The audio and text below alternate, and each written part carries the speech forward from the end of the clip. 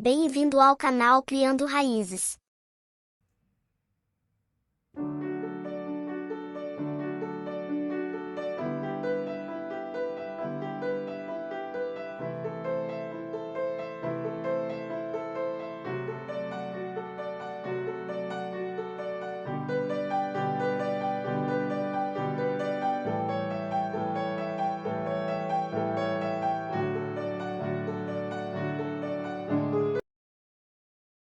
Os milagres de Jesus Cristo.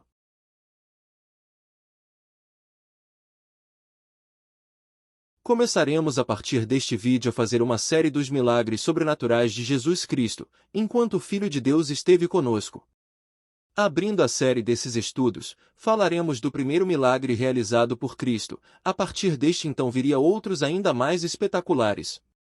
Hoje, infelizmente Jesus Cristo ainda é escândalo para muitas pessoas. Escândalo no sentido de que muitos acham que ele não existiu, e se existiu foi apenas um homem sábio e não divino, e tão pouco filho de Deus ou o próprio Deus.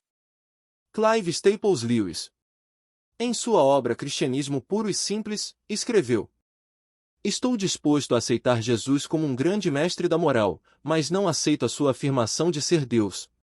Essa é a única coisa que não devemos dizer. Um homem que fosse somente um homem e dissesse as coisas que Jesus disse não seria um grande mestre da moral. Seria um lunático no mesmo grau de alguém que pretendesse ser um ovo cozido, ou então o diabo em pessoa. Faça a sua escolha. Ou esse homem era, e é, o Filho de Deus, ou não passa de um louco ou coisa pior. Você pode querer calá-lo por ser um louco, pode cuspir nele e matá-lo como a um demônio, ou pode prosternar-se a seus pés e chamá-lo de Senhor e Deus.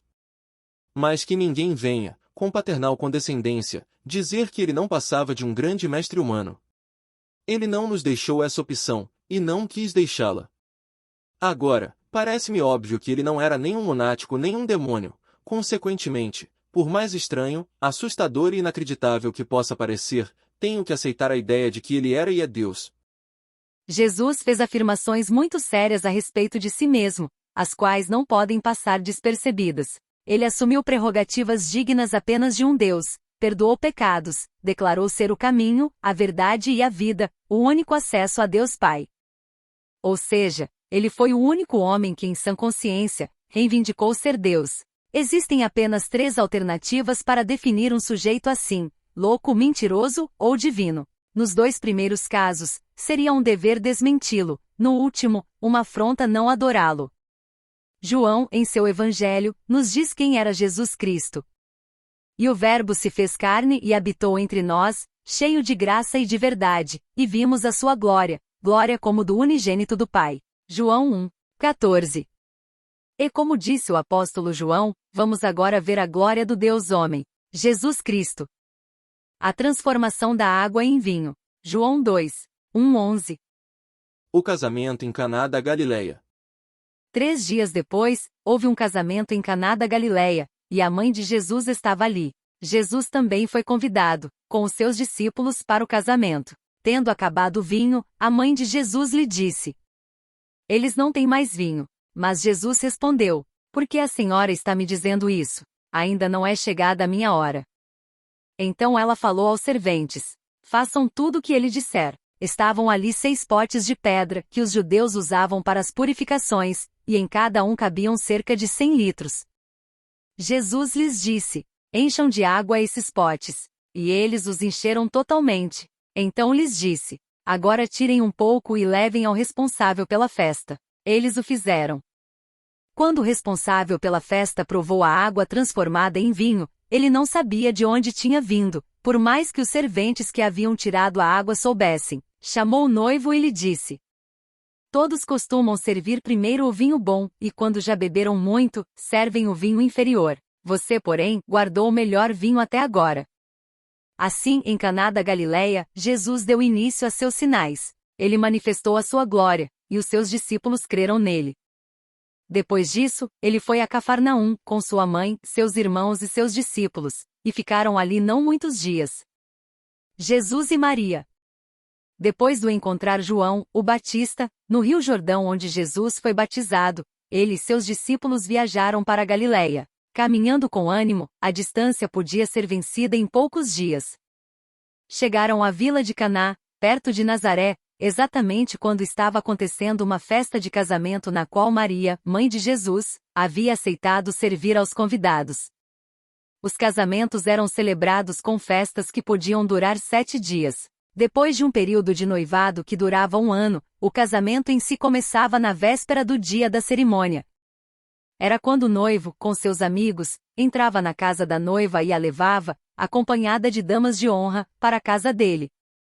Embora sejam poucos os detalhes, podemos presumir com confiança que ou a noiva ou o noivo era amiga ou amigo, ou então parente de Maria. Sabemos que Jesus tinha sido convidado para a festa com seus discípulos. Sem dúvida, a presença de convidados extras na festa pode ter contribuído para que faltasse vinho com o passar das horas. As festas de casamento eram ocasiões alegres, durante as quais os convidados consumiam grandes quantidades de alimento e vinho. Na cultura hebraica, o consumo de vinho fazia parte do entretenimento dos convidados e da apreciação da convivência de uns com os outros. Essa bebida era por vezes diluída com água para manter o nível de álcool baixo. Além disso, as regras da sociedade tornavam a embriaguez culturalmente inaceitável. De fato, a Bíblia fala contra a bebedice. A certa altura da festa, os criados viram que o suprimento de vinho estava diminuindo e ia acabar. Esse apuro causaria um embaraço inevitável para o casal de noivos e para a família, assim como uma despesa financeira inescapável. Algo tinha de ser feito depressa para contornar a situação e evitar a vergonha social. Maria aproveitou a ocasião para pedir a ajuda de Jesus. De todos os convidados e serventes, era ele quem ela conhecia mais. E o relacionamento entre Maria e Jesus era sólido, especialmente porque era ele quem a sustentava desde que o seu marido, José, morrera. Aos nossos ouvidos, a resposta de Jesus a Maria soa um tanto brusca. Ele disse: Mulher, que tenho eu contigo? Ainda não é chegada a minha hora. No mundo ocidental é muito grosseiro e falta de boas maneiras um filho se dirigir à mãe como mulher. Não no tempo de Jesus, em que a palavra mulher era um título de respeito, assim como o termo senhora é título de respeito em muitos lugares. A intenção da fala de Jesus seria equivalente à minha querida mãe. No entanto, as palavras de Jesus colocaram uma distância entre ele e sua mãe para que ela reconhecesse que uma mudança havia acontecido no relacionamento deles. Maria tinha de reconhecer que Jesus não era mais o seu provedor, mas que agora cumpria o papel para o qual Deus o havia chamado. As palavras misteriosas, ainda não é chegada a minha hora, apontavam para o seu iminente sofrimento, morte, ressurreição e ascensão. Maria teve de se lembrar das palavras ditas por Jesus aos 12 anos no templo: Não sabias que me cumpria estar na casa de meu pai? Jesus transformou o relacionamento íntimo entre mãe e filho no de uma pecadora necessitada de um Salvador. Ele havia vindo à Terra para salvar as pessoas de seus pecados, e Maria tinha de reconhecer que ela também era uma pecadora por quem Jesus viera como Messias. De fato, como Cordeiro de Deus, ele finalmente morreria uma morte cruel para eliminar o pecado dela. Ele deixou claro que ela não tinha mais direito sobre ele do que qualquer pessoa, porque ele era o Filho de Deus, e fora enviado para fazer o que o Pai havia mandado. Maria teve de se lembrar que décadas antes, no templo, o velho Simeão havia falado sobre o destino do filho dela. Ele havia dito que a vida de Jesus fora posta para a queda e o levantamento de Israel, e que uma espada transpassaria também a alma de Maria.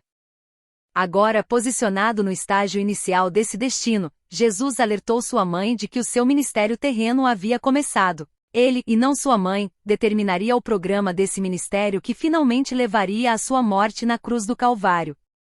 Então, Maria informou aos servos que fizessem o que Jesus lhes ordenasse. Ela sabia que Jesus poderia resolver a situação. 6 potes feitos de pedra estavam próximos. Eram usados pelos judeus para as lavagens cerimoniais.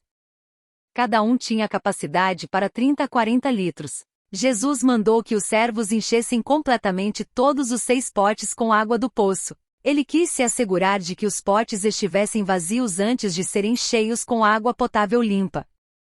Jesus não falou nenhuma fórmula mágica, não tocou na água e não orou a Deus por um milagre. Não houve exibição de poder, nenhum grande truque, nenhuma mágica manual.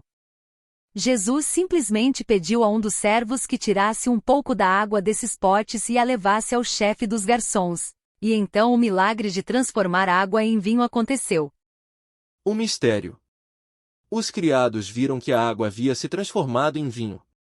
Incapazes de explicar o milagre que havia ocorrido, foram procurar o mestre de cerimônias e deram-lhe do vinho. Ele o provou, não sabendo do milagre, e imediatamente reagiu dizendo ao noivo que algo tinha saído errado. Era costume servir o bom vinho primeiro e depois o de qualidade inferior. Depois que os convidados tivessem bebido bastante, não conseguiriam perceber a diferença. Mas ali havia acontecido o contrário, ou seja, o vinho inferior fora servido até acabar, e então, de repente, o vinho melhor tornou-se disponível. O noivo não sabia como o vinho bom tinha entrado na sala do banquete. Mas quando lhe contaram que os 6 potes de água estavam cheios com um vinho de melhor qualidade, ele ficou maravilhado com a beleza do presente de casamento que Jesus dera ao casal. A enorme quantidade de vinho tornou-se um presente de casamento apropriado para os recém-casados. O milagre em si sempre permanecerá um mistério para nós, porque o poder sobrenatural de Jesus estava em operação ao transformar a água em vinho. Mas somos capazes de entender alguns aspectos desse acontecimento, isto é, que quando Jesus realizou esse milagre ele eliminou o elemento tempo. Fazer vinho leva um longo tempo, que começa com o cultivo das uvas, depois colhê-las e espremê-las e, por último, coletar o suco. E então é necessário esperar que a fermentação ocorra. Depois que o tempo extra se passa, o vinho pode ser provado e consumido. E fato conhecido que quanto mais tempo passa, melhor é o gosto do vinho. Jesus transformou água em vinho com um milagre que ocorreu instantaneamente. Porém, na verdade, o processo de crescimento dos brotos minúsculos às uvas crescidas e maduras também é um milagre. E assim é também o processo de fermentação que opera de modo silencioso e discreto. Nenhum ser humano tem o poder, o conhecimento e a habilidade de reproduzir esses milagres. De acordo com o apóstolo João, transformar a água em vinho foi o primeiro sinal miraculoso que Jesus realizou em Caná da Galileia. Os milagres revelavam a glória de Jesus, mas também cumpriam o propósito de fazer que seus discípulos pusessem a fé nele. De modo geral, os milagres ocorriam para criar fé em Jesus, ou em resposta à fé. Ao transformar a água em vinho, Jesus fez seus discípulos se transformarem em crentes. Eles puderam verificar a verdade de suas palavras de que viriam o céu aberto e os anjos de Deus subindo e descendo sobre o Filho do Homem. O relato da festa de casamento coloca Jesus no centro do palco. Não nos é dito nada sobre o noivo, a noiva, o mestre de cerimônias, ou o relacionamento de Maria com o casal. O enfoque primário nesse quadro está em Jesus, o operador do milagre. Os outros elementos são propositadamente deixados de lado. Jesus demonstrou a sua glória como aquele que foi enviado pelo Pai para estar no mundo. Esse sinal foi o primeiro de uma série de milagres que Jesus realizou durante o seu ministério. Jesus não transforma mais a água em vinho em casamentos, mas ele quer estar presente num casamento quando marido e mulher dão início a uma família. Ele deseja ser o chefe de cada família, o convidado invisível em cada refeição e o ouvinte silencioso em cada conversa. Pintura As Bodas de Caná, 1562, por Paolo Veronese, atualmente no Museu do Louvre, em Paris. Jarros em pedra, contemporâneos do período em que Jesus viveu. Escavações Israel, Oriente Médio.